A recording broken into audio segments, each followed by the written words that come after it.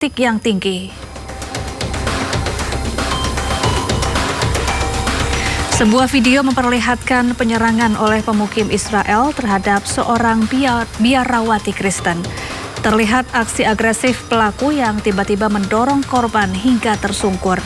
Bahkan pelaku tega menendang korban yang sudah terjatuh. Warga sekitar tampak langsung mendatangi korban. Insiden ini memicu kekhawatiran atas perlindungan terhadap tokoh keagamaan di kawasan tersebut.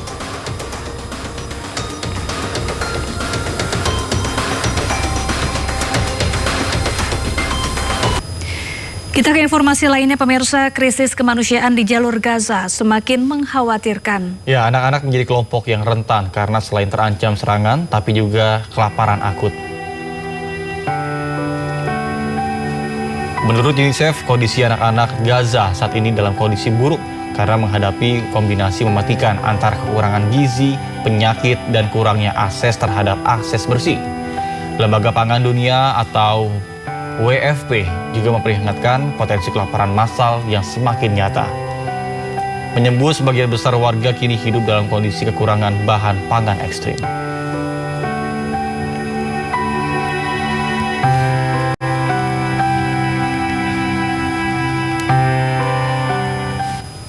Ya pemirsa, kamp-kamp pengungsian Gaza diserang hama tikus dan juga serangga. Ya, selain membawa penyakit, hama tikus dan serangga juga melukai bayi-bayi di tenda.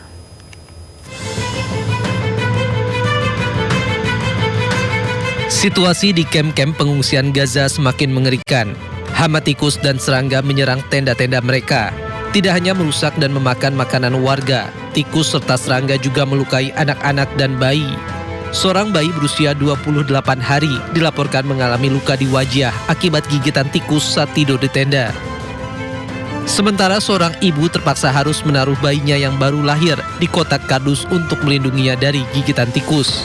Orang tua bayi berharap anaknya bisa tidur di tempat yang lebih layak, lebih hangat, dan selimut yang bersih. Ledakan populasi tikus dan serangga diduga akibat hancurnya infrastruktur sanitasi, penumpukan sampah yang tidak terangkut, dan kondisi tenda yang tidak layak.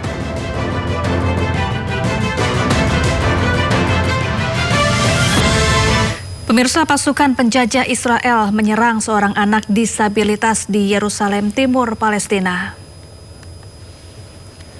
Inilah detik-detik saat tentara penjajah Israel mengejar anak berkebutuhan khusus di kamp pengungsi Shufat, Yerusalem Timur. Korban yang ketakutan sempat linglung sebelum akhirnya terpojok dan dipukuli tentara Zionis. Diketahui korban bernama Mahdi Abu Thalib sempat ditahan sementara saudaranya dipukuli.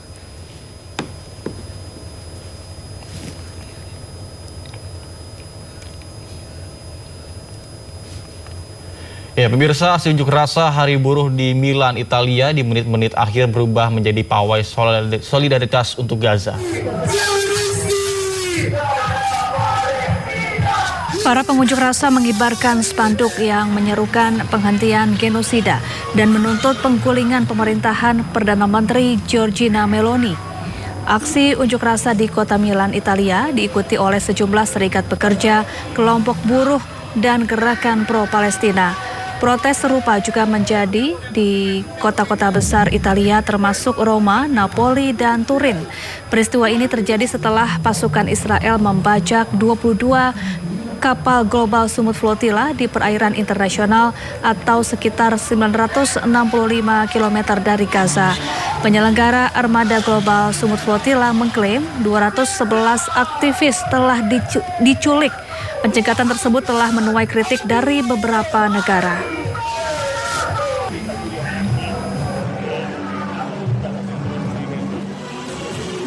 هیچ مذاکره‌ای نیست. ما قرار هست که با طرف پاکستانی به عنوان میانجی گفتگویی داشته باشیم راجع به مختصات تفاهمی که مد نظر ماست. و اون تفاهم چیست؟ تفاهم متمرکز هست بر خاتمه جنگ.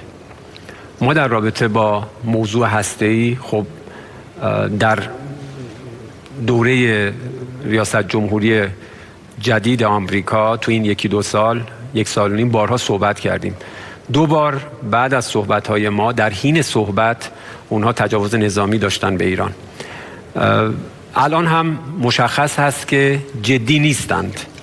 هم در مورد بحث رفع تحریم، ببینید شما نمیتونید ادعا بکنید که من همه تحریم ها رو بر میدارم، همزمان تحریم ها رو تشدید بکنید، بدتر از اون شما مرتکب دزدی دریایی بشید. Amerika Serikat dan Iran tidak kunjung menemukan titik temu untuk negosiasi lanjutan. Hal ini membuat pejabat senior di militer Iran memperkirakan pertempuran besar antara negara-negara itu bisa saja terjadi.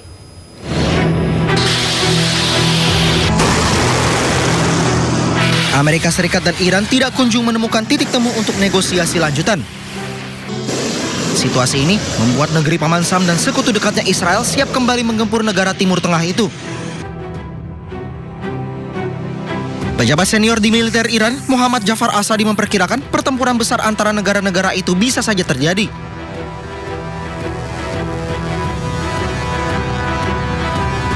Asadi bahkan menyebut bukti sudah menunjukkan bahwa Amerika Serikat tidak berkomitmen terhadap perjanjian apapun.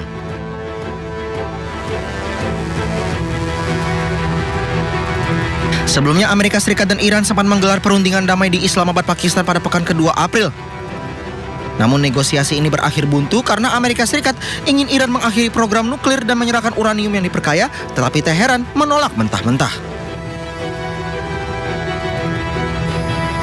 Ya, tidak hanya memiliki kekuatan militer, Iran juga memiliki pegunungan tinggi, lembah sempit, dan gurun pasir bercuaca ekstrim. Ya, bentangan alam itu menjadi kekuatan sekaligus perisai utama Iran dalam menghadapi serangan musuh. Tidak heran jika Iran ditakuti siapapun yang berniat untuk menyerang.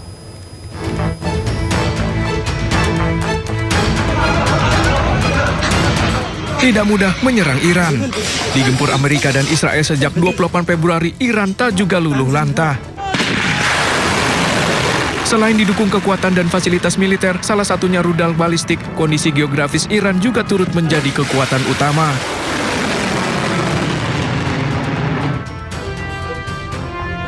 Kombinasi pegunungan tinggi, bentangan gurun, serta medan yang kompleks membuat Iran susah ditembus pasukan musuh. Secara letak geografis di barat laut dan tenggara, Iran dipagari pegunungan Zagros.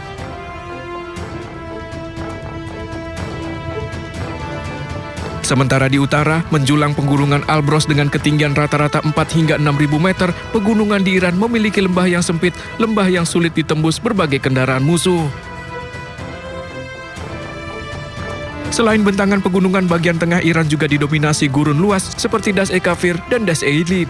Gurun luas dengan suhu ekstrim dapat menghambat pergerakan pasukan dalam jumlah besar sehingga keberadaan mereka sudah dideteksi.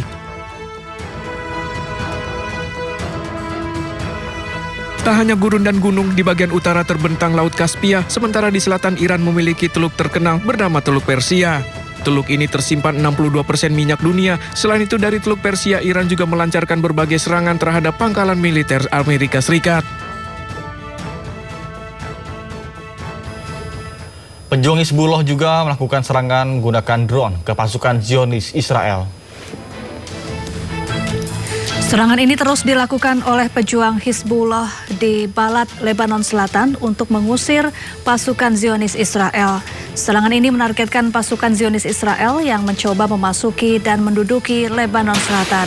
Pada serangan ini belum diketahui berapa korban jiwa yang dialami oleh Zionis Israel.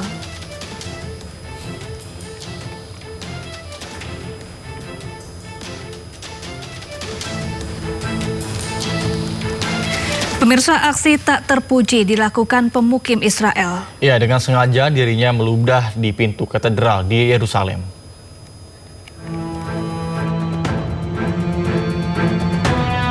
Aksi tidak terpuji ini diduga dilakukan pemukim Israel. Dengan sadar dan sengaja, pria bertopi ini meludah di depan pintu katedral di Yerusalem. Tidak hanya meludah, sambil melihat ke arah kamera pengawas, pria ini sengaja memasukkan jari dengan simbol tertentu. Video aksi tidak terpuji ini beredar luas di media sosial dan memicu keprihatinan publik. Aksi ini dinilai tidak menghargai tempat ibadah dan berpotensi menimbulkan terjadinya bentrok antar umat beragama.